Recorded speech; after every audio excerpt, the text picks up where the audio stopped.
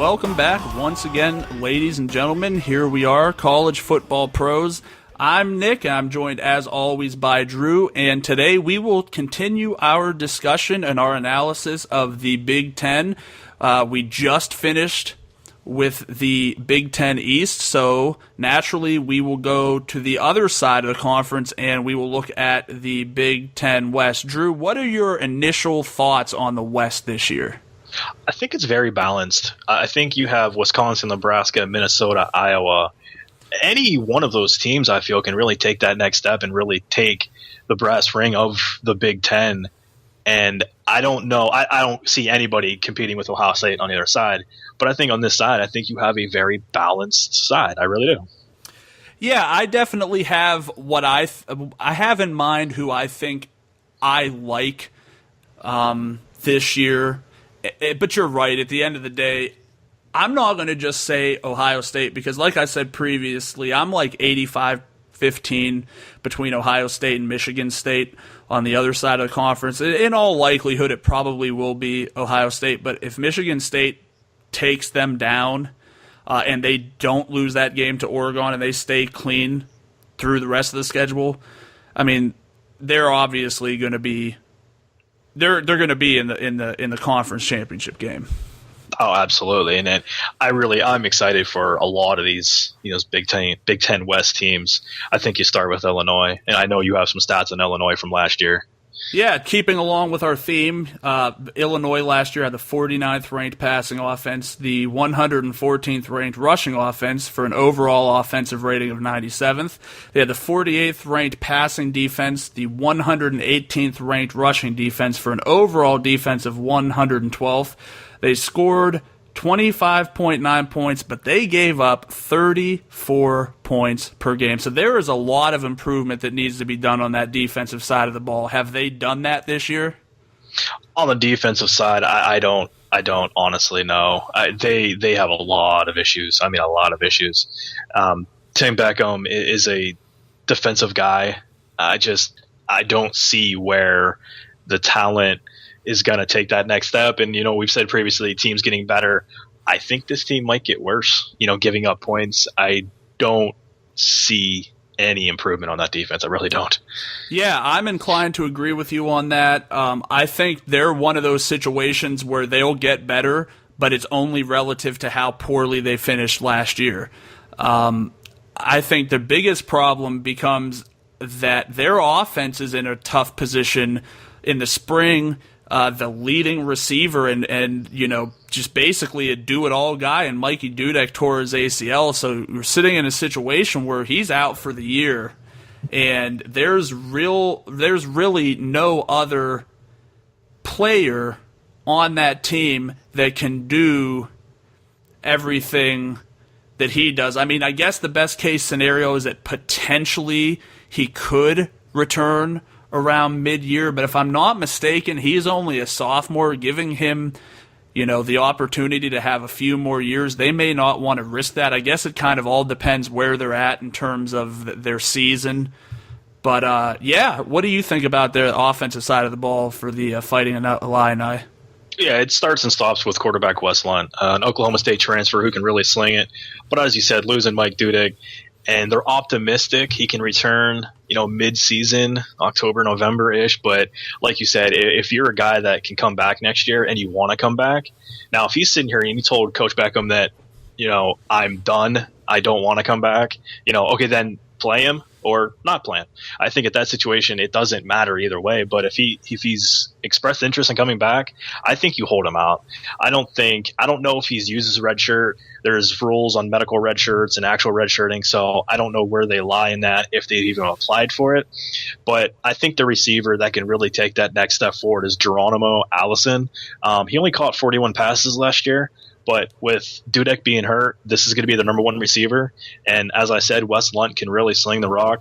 So I think this is a kid that might be fantasy relevant in a team that's going to need to put up a lot of points because their defense is going to give up 100. So if they can score 50 points a game, I think this is a fantasy relevant offense.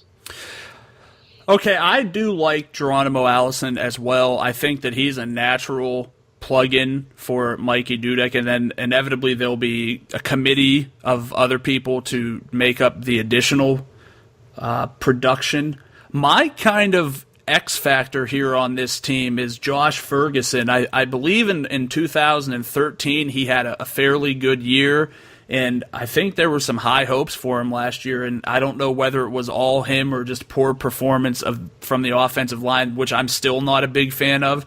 But are we in a position where Ferguson is going to have to shoulder more of the load because of the fact that they don't have an all-around guy like Dudek to facilitate a lot of the offense?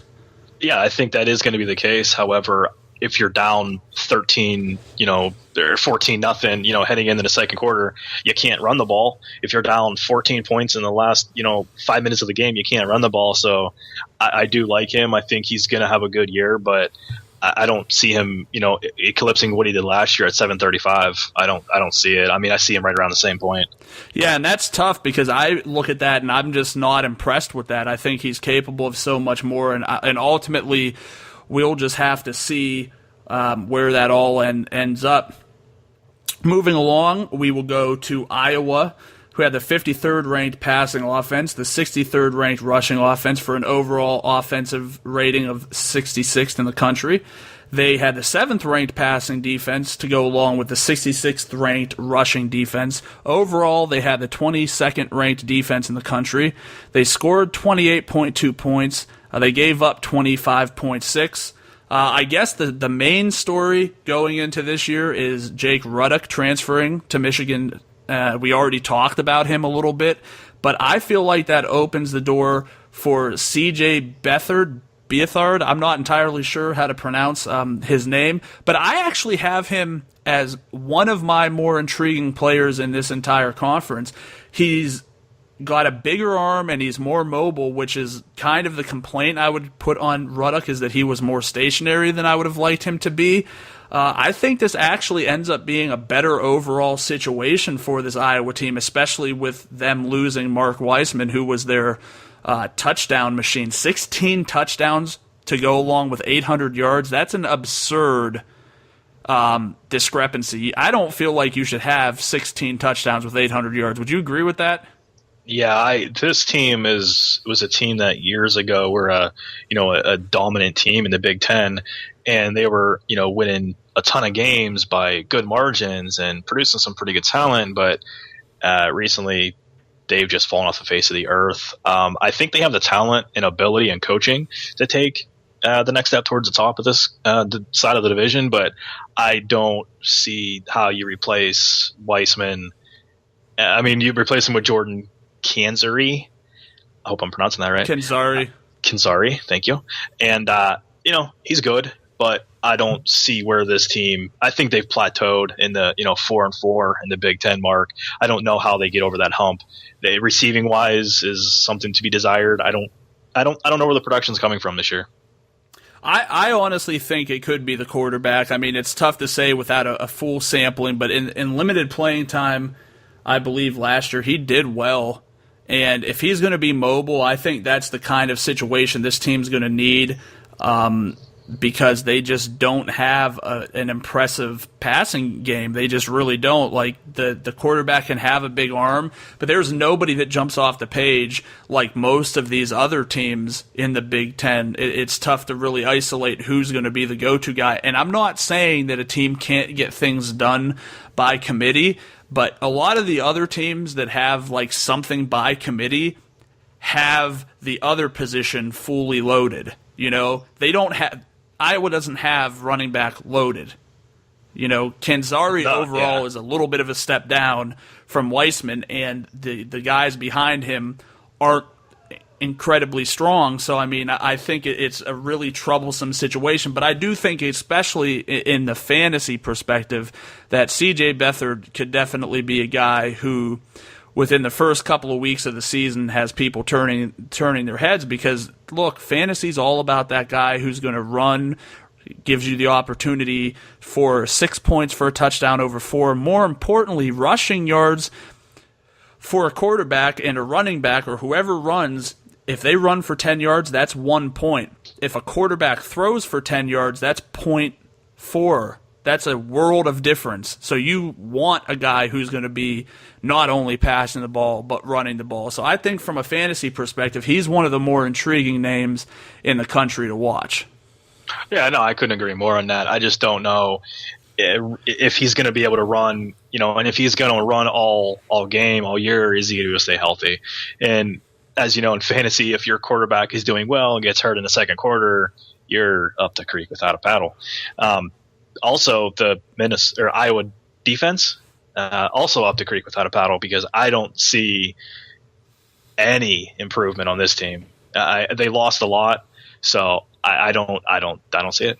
Yeah, I think they're one of those teams where their overall rating, which, they ended up 22nd in the country in overall defense, I don't think it's sustainable this year. And that is a big deal, because you're looking at a situation where you're not able to really successfully allocate where the points are going to come from. And if they aren't able to put up 28.2 points, which isn't a ton to begin with, and they're giving up more than that, obviously you know how that goes. The eye test can tell if you're giving up more points than your score. On average, you're not going to be a winning football team.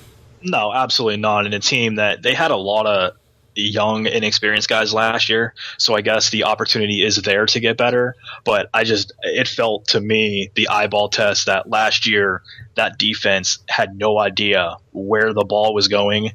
And I guess that's cliche, because you never know where the ball's going, but they literally look like a deer in the headlights. They look like they hadn't watched film. So they can get better, absolutely, but I don't know. I don't see it. Yeah, moving on to another team that has me scratching my head a little bit, we will go to Minnesota. And last year they had the 121st ranked passing offense, the 30th ranked rushing offense, the 106th ranked overall offense. They did have the 18th ranked passing defense, the 76th ranked rushing defense, for an overall defensive rating of 40th. They scored 28.4 points. They allowed 24.2. But the big story here is goodbye David Cobb, goodbye Max Williams, goodbye all of your production. Yeah, but I think I'm actually excited for Minnesota this year. I think this is a team that can come out of this, the west side of the Big Ten. They returned quarterback Mitch Leidner, who was not a great quarterback last year, but they actually installed a no-huddle offense in the spring. And after watching it and hearing about it, I got rave reviews. The short passing game, when you have a quarterback like Mitch Leidner who isn't very good on the deep ball, you get those short crosses out there. They're short, instantaneous reads where it doesn't give the defense a lot of time to react.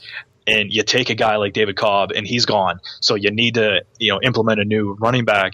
That should fall to freshman running back Rodney Smith, redshirt freshman.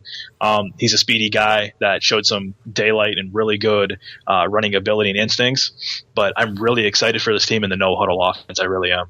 Yeah, I'm really high on Mitch Leidner. And actually, there's at least 3 quarterbacks in the west side of the Big Ten that really give me a lot of interest in terms of fantasy production.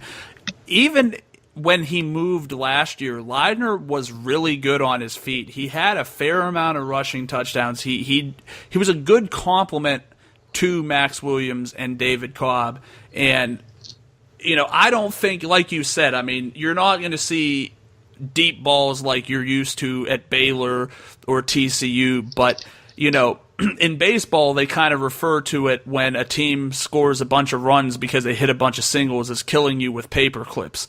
And I think that's kind of what's going to happen in Minnesota, is they'll kill you by producing a lot of 7-yard passes, 5-yard passes, 6-yard runs by the quarterback, and they'll just, little by little by little kind of gouge their way to the end zone. And from a fantasy perspective, I'm all about a quarterback who doesn't have much around them in the right situations, because they know that they have to do it themselves, and they're also going to be the one that has the ball in their hand the most. So why wouldn't you like that situation from a fantasy perspective?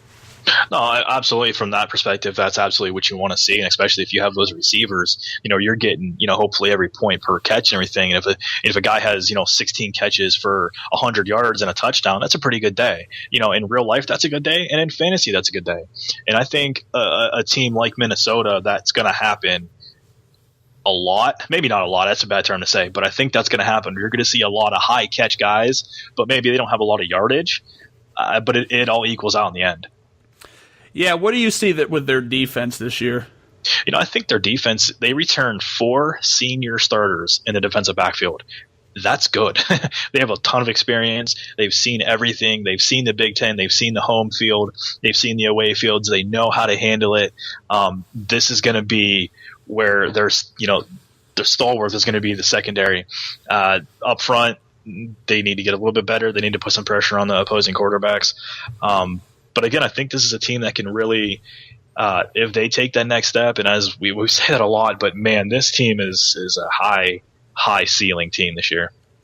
Yeah, it'll definitely be interesting to see how that ends up. Another team, and possibly the biggest team for me in the West in terms of excitement, is Nebraska.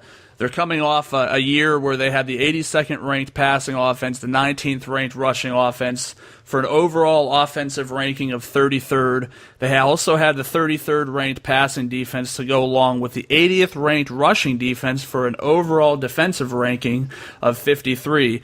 They scored 37.8 points per game, and they allowed 26.4. And the headline news here is no surprise, but you're losing Amir Abdullah this year, and you're losing the leading receiver, Kenny Bell. And that does sting a little bit. But I really like 2 guys on this team. I really like Tommy Armstrong. At first, he was not the guy I was really looking at, but the more I started watching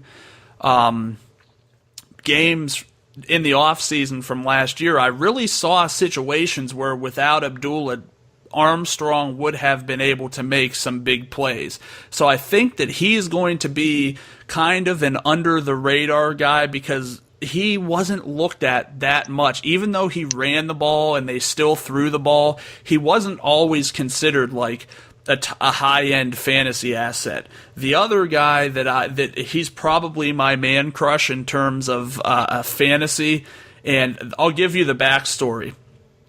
The worst thing for fantasy sports is coaches. Drew, would you agree with me on that? Oh, absolutely. Coaches are like a dude in the bar who wants to get laid. They will tell you whatever they think you want to hear to make you happy. So coaches will consistently tell you this guy is going to be used very prevalently in our offense, talking about a tight end. What they don't tell you is that he's going to be used prevalently blocking people. How does that help me in fantasy, Drew? I'm going to say it doesn't, because I don't know how many sites give you points per block. You mean I don't get fantasy blocks per game? I don't believe so. I haven't found that site. Maybe we should create it, make some money. So what I look for is actually what the players say. And in my research for one of the weeks last year, Kenny Bell, who, if I'm not mistaken, ended up leaving Nebraska as their all-time leading receiver. Does that sound about right? Close. I don't know if he broke it, but yeah, he was close, very close. 1 or 2. I'm not entirely sure. He, near the end of the season, had been interviewed and raved about DeMornay Pearson-L. And I took a risk and played him that week, and he returned a kick and for a kickoff for a touchdown, and he threw for a touchdown, as well as having a couple other catches and a couple of other rushing yards. Look, he's an everywhere man. He's going to be used in multiple situations. He's going to be used in trick plays as a quarterback. He's probably the best player in college football for a jet sweep. That's just the type of athlete he is. And because you see Bell and Abdullah gone, I think that this year you're going to see most of the production coming from Tommy Armstrong and DeMornay Pearson-L. What are your thoughts on that, Drew? No, I completely agree with that statement, and I think another guy that can really take that next step and help this offense is Jordan Westerkamp. I think he's a guy that, I'm a little more cooled off on personnel, just because I don't know if he can be that number one guy. I don't know if he can be a Kenny Bell, the number one target, the number one focus of the defense. But I think Westerkamp is a very good slot receiver. He can step into that number two role immediately and really produce for a guy like Armstrong, who wasn't all that accurate last year. I mean, he had issues throwing the ball. I remember watching numerous Nebraska games, and I'm going, I don't know who he's throwing to, but as you said, with his legs can get him out of a lot of problems. So I'm excited for this team. I just don't know where the ceiling is for this team, because I think that, Mike Riley's first year replacing Bo Pelini, it's a new offense, it's a new scheme, new coaches, new new words, new plays. So I'm interested to see how this team is. This is a very, very interesting team. Yeah, and I'm going to reiterate a little bit. I'm not looking for Pearson-L to be a prototypical number one receiver guy, because I don't think he fits the description of that. But I think people will start to realize as this podcast goes along, especially when we're breaking down the conferences. Drew, you're typically going to give a straightforward analysis in terms of strictly football, whereas a lot of what I say is coming from like the fantasy perspective of things. And why I like Pearson-L is because he's going to return kicks. Okay, so when he inevitably breaks one of those, it's like a free 6 points. He's going to be the ball's going to be handed off to him probably at least a couple times a game. So he's going to be acting in the role of a running back. They're going to throw to him, so he's going to get points for receptions. He's going to throw the ball in trick plays because he's got a good arm and he's accurate with it. So I look for everymen like that who can do all those things, just like Mikey Dudek, where we started the show off on, who can wear as many different hats as possible offensively on the team, because logic would dictate the more a player has the ball in their hand or the opportunity to get the ball in their hand, the better you're going to look from a fantasy perspective at the end of the day. Oh, I mean, absolutely. I couldn't agree with you more. And I really think that's going to be the interesting, dynamic with us is, I am the more football-based guy, and you are going to be the fantasy realm of it. And I think that's really what's going to differentiate our podcast from others out there. Go ahead. Here's one thing I want to interject to you, and I want to get your opinion. Initially, before I really did some digging, within the last month or so, I had actually been fairly high on Terrell Newby and Amani Cross. Obviously, Nebraska had been running the ball a lot. That's why they had the 19th ranked rushing offense in the country last year. And it just seemed like a natural thing that one of them would step up and kind of take over where Abdullah was. Now, after looking at it, I'm not so sure that's going to be the case. Do you want to maybe give your take on what you think the backfield situation is going to look like in Nebraska? I think it's, new coach, new terminology, new way to look at different players. And I think Newby was a guy that fit Pelini's offense very well. He was a good ball carrier, steady guy, very strong in the arms. I don't know. I didn't really go back and watch a lot of Oregon State games, so I'm not really all that familiar with Mike Riley's offense currently, but it just seems like he wants nothing to do with either of these guys. I mean, he's already said that, the backfield's an open competition, and even with the freshmen coming in, that, Riley barely recruited. So I think that's what you always see with coaching turnover. You see guys that should, 1,000% be the starting running back. And that was the case in Terrell Newby. This is a number one back.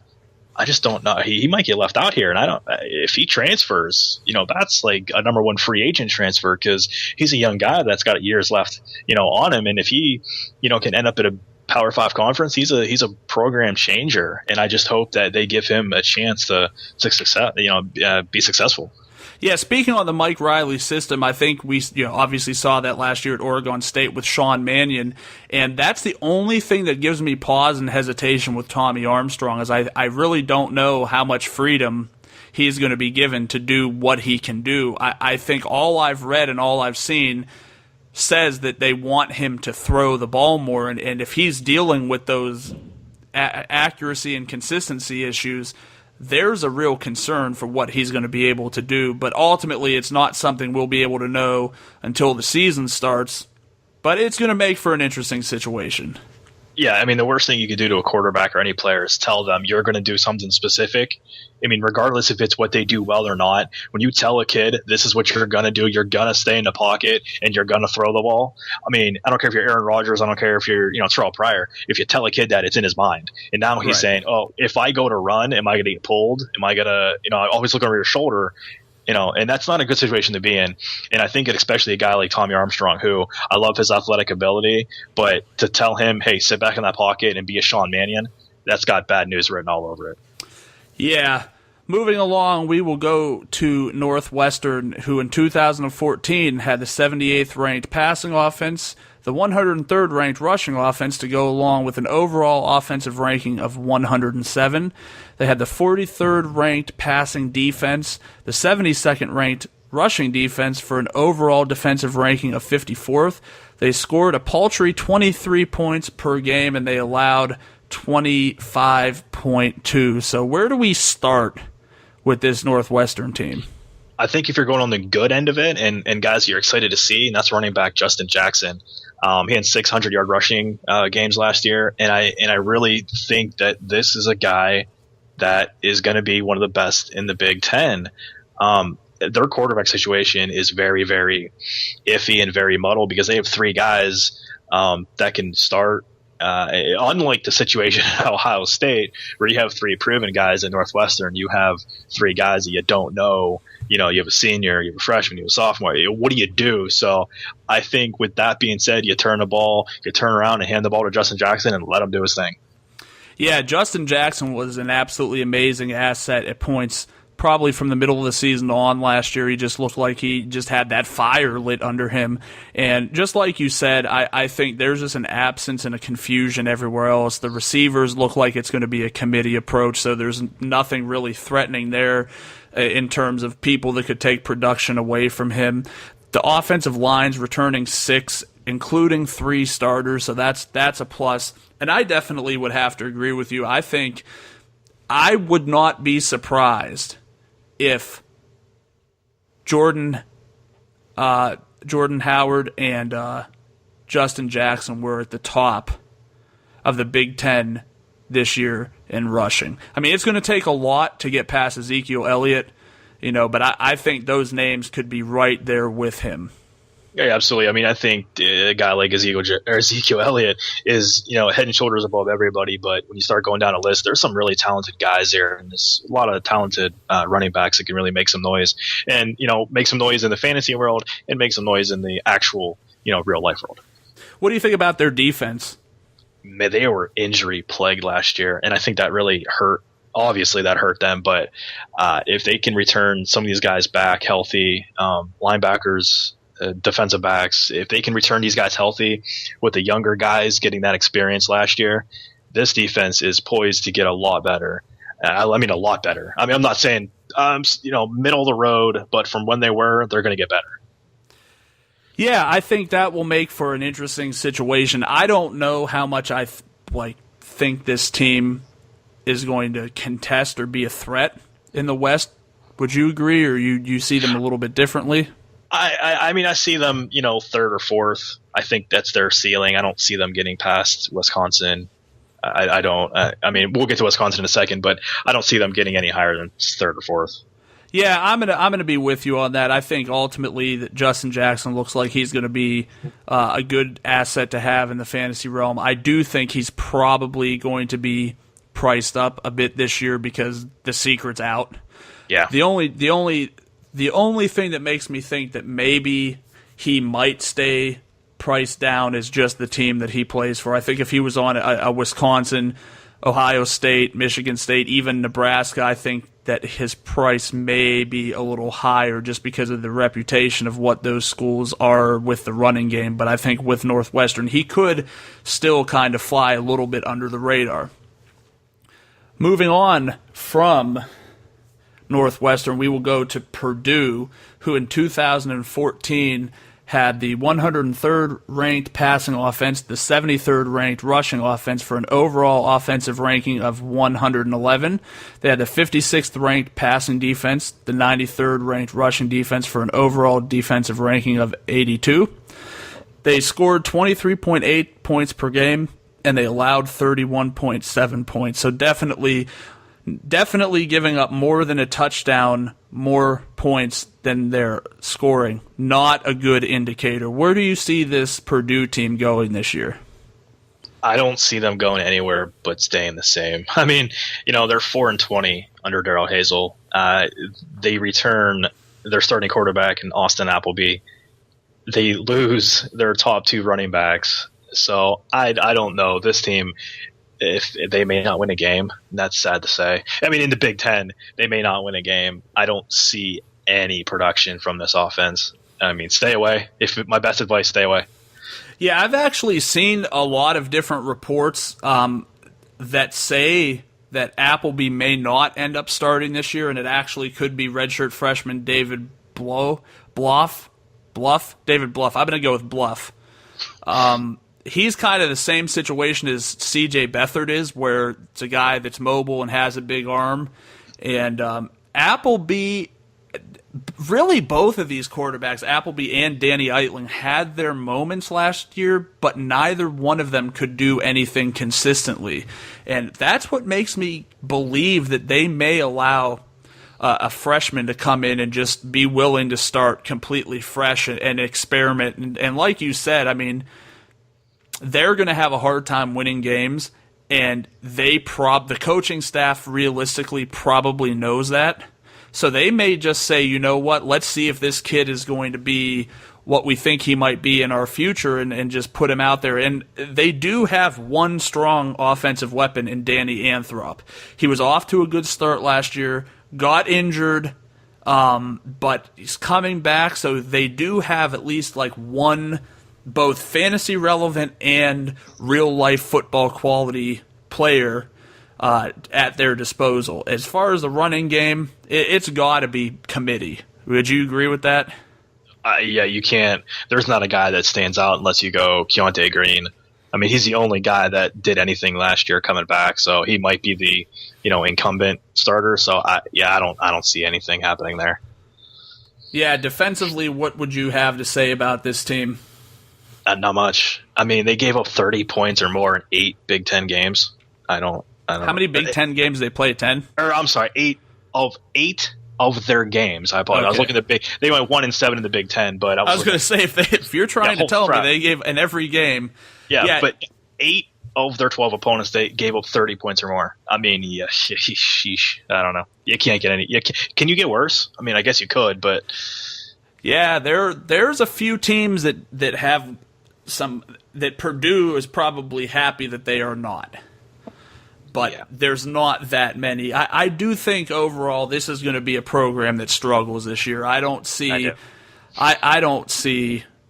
much hope. I really hate to say that. I don't want to look at a team and not find some glimmer of hope. But I'm finding when I'm looking at these teams, a lot of times that really is the case. Like a lot of times you'll look at a team and just be like, this team is bereft of top-level talent that will really cause them to make a difference. Yeah, I mean, the only saving grace is they're going to be behind in a lot of games. So if Anthrop or whoever the quarterback might have some good games, but I just don't know.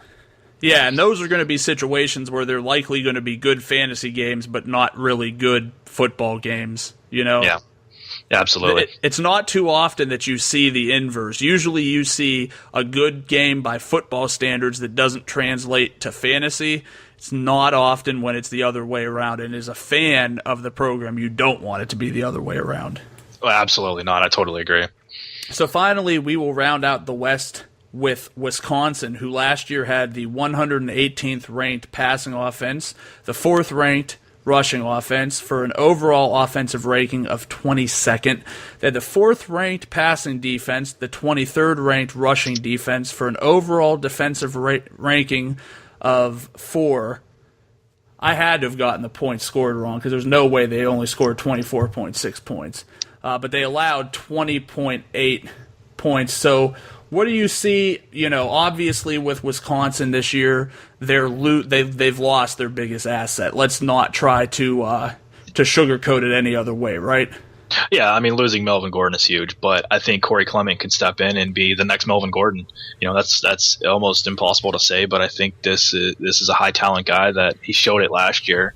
When he came in to replace Gordon in blowouts or just spell him for a couple series. But I think Corey Clement is a breakout star, if you consider him a breakout star, and I do. Yeah, I have a little bit of a problem thinking that Clement is going to be able to be the next Melvin Gordon. I think the kid's talented. Melvin Gordon just put up video game numbers. I think he's going to have a strong season. I just worry that he's being overvalued just a little bit. That's just my opinion, and I'm willing to admit that I could be dead wrong, and at the end of the year, we could be sitting here with the leading rusher in the country. Oh, yeah, I mean, absolutely. I don't disagree with that. I think, he's going to be good. Is he going to be 2,500 yards good like Gordon? Absolutely not. I mean, he could be, but I don't think he will be. But I think he puts up, 20 touchdowns as a running back. And I see a lot of, high-scoring games from this offense it's weird to say that with a Wisconsin team. But, Alex Harrison as a receiver, I think is going to be a number one guy and a fantasy reliable receiver. Yeah, and just to edit my point, this Wisconsin team actually put up 34.6 points last year. Sense. Definitely. I have Clement in my notes here. I have him pegged at 1,800 yards and 20 touchdowns. So we are in agreement in terms of where we think his touchdown production is. Like you said, 2,500 yards, man. That's just it's not. The assumption can't be that a Wisconsin running back is just going to come in and put up that much. But I think he's a I mean, anywhere else he goes, he's going to be one of the top backs in the country. There's very few programs he wouldn't immediately start on. And to your point, I think Alex Erickson as well. I have him see. I think he's going to be. I think he stands to gain the most because you don't look at an offense and say, okay, they put up, as a whole 6,000 yards last year. So if I think Clement is going to put up 1,800, that means 4,200 yards need to be made up elsewhere. So you can't do that. It's just not the way it works. But I definitely think that there are touches, more importantly than anything else, that have to be made up for with Melvin Gordon departing. No, I couldn't agree more. And I think Stave, Joel Stave, the quarterback coming back, is going to be a guy that he has to be better. I mean, he was good last year, don't get me wrong. But, I mean, if this team is going to be in the same position it was last year, he has to be better. And with the, Erickson and all the plethora of tight ends this team uses too, this team is in very good shape. Yeah, I mean, just looking at the stats, if they were the fourth-ranked rushing offense last year, I don't think that's sustainable given the change. Could they still be a top 10? Absolutely, but I think ultimately that 118th ranking in passing offense is going to have to change some for this team to contest in the long term. Their defense was a top 5 defense in the country last year. Let's talk about that a little bit. How do we see their defense? How do we see their defense this year? And is it a good thing or a bad thing that they face maybe their toughest test immediately with Alabama? I think that's a good thing because, well, I mean, you can't say playing Alabama is a good thing, but I think with their experience in the defensive backfield, the linebackers are just outstanding with Vince Bagel. They need to find somebody in the defensive backfield that can intercept the ball. They only intercepted 6 passes last year, which isn't. I mean, it's fine if you're, defending balls and, knocking balls away. That's fine. I have no issue with that. And their defense is very, very good up front, in the middle, and in the back. However, they gotta create more turnovers. Yeah, I think that's going to be a key for them. I think that's going to be one of the more interesting games of the first week of the season because I think both you and I were in agreement that we were down somewhat on the Alabama program this year. I actually feel like Alabama lost more than what Wisconsin did. So it's going to make for a very interesting game in the opening weekend. Yeah, I'm excited, though. Honestly, I think that's going to be a good game, and I think Wisconsin can pull it off. I really do. So we've already discussed that you are 100% sure Ohio State's going to win the East. I'm 85% sure, and then I'm 15% with Michigan State. Let's look at the other side of the conference. Who do we see walking away with this side of the conference title? I really think it comes down to Wisconsin, but don't sleep on Minnesota. That's all I'm saying. Don't sleep on them. I'm a little bit surprised with the declaration of Minnesota. I'm with you as well on Wisconsin. You know, I don't always want to just pick what happened the year before. No. I don't want to do that. But I think they're clear and above the best team in the West, and I think if not Wisconsin, if they stumble for some reason, I think Minnesota's there to pick up the pieces, if you will, and because I don't see Nebraska. I think personally Minnesota beats Nebraska. So yeah, and I think if I say that, I have to say that Minnesota is going to finish higher than them. I think we talked about it on the other side where, you kind of posed to me who finishes number 2, and it was, 85% Michigan State, 15% Ohio State. For me personally, I could see scenarios on this side of the conference where it could be a couple of different teams, and if I feel like it could be a couple of different teams, that ultimately leads me to believe that there's the opportunity for variance more on this side than on the East. Oh, no, hands down, that's 100% right. There's, like I said, there's 4 teams, Minnesota, Nebraska, Wisconsin, even Iowa. I mean, I know I'm not high on them, but if they, if CJ Beathard can really take that next step, they could be a contending team too. But this is the most balanced side of any conference. And whether that's a good thing or a bad thing is left up for discussion, but I'm excited to see how this plays out. Yep, I'm going to be with you right there. But if anybody disagrees with you, Drew, where can they take it up with you at? You can tweet me at CFB Pros Drew, and I'm sure you're going to tell them where they can find you. Yeah, if they want to find me, they can find me on Facebook at College Football Pros. If they want to take it to the Twitter feed, they can find me at CFB Pros, or they can find me online at www.cfbpros.com. Don't forget to subscribe to our podcast on iTunes, because listen, hey, at the end of the day, why do you need to click a link to click another link when you could just have this podcast downloaded seamlessly to your listening device, so that when you wake up in the morning and you're on your way to work, you could just put your headphones on, listen to it, laugh a little, cry a little, I hope, think we're stupid, think we're brilliant. That's the way to go about it. So I encourage everyone to subscribe to us on iTunes. That is it for the Big Ten. We will be back. In our next episode, we will start talking about Maction. Can't wait to see you folks then. Take it easy.